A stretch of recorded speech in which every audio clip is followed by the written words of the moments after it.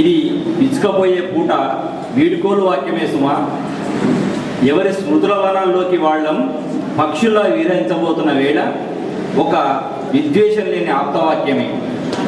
కన్నీళ్ల పుష్పాలు నీరరాలుతున్న సందర్భంలోంచి కాళ్ళు తడబడుతున్న ఈ పొద్దు నినాదం కంఠం నుంచి సింహనాదమై గాల్లోకి విస్తరించవచ్చు. ఇన్నేళ్ల సహవాసం తర్వాత మనసు విప్పి చెప్తున్నా, ఎవరింట్లో వాళ్ళం జ్ఞాపకాల పందిళ్లను విచ్చుకుంటేనే మంచిది. మా సంకీర్తనలు మీ నోట్లోంచి అపశృతులై దొర్లకముందే మీ పునాదుల్లో ప్రేమ వృక్షాలని నాటుకోండి.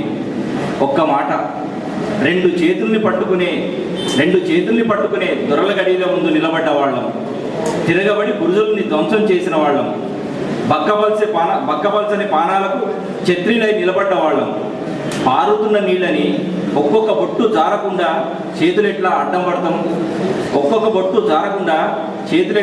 పెడతాం. ఈ నదుల వెల్లువలల్లా పడవలై కదలొస్తాయి మా మనసులు అప్పుడప్పుడు. ఇకనైనా శత్రువులుగా కాదు, వివేకులుగా విడిపోదాం రండి.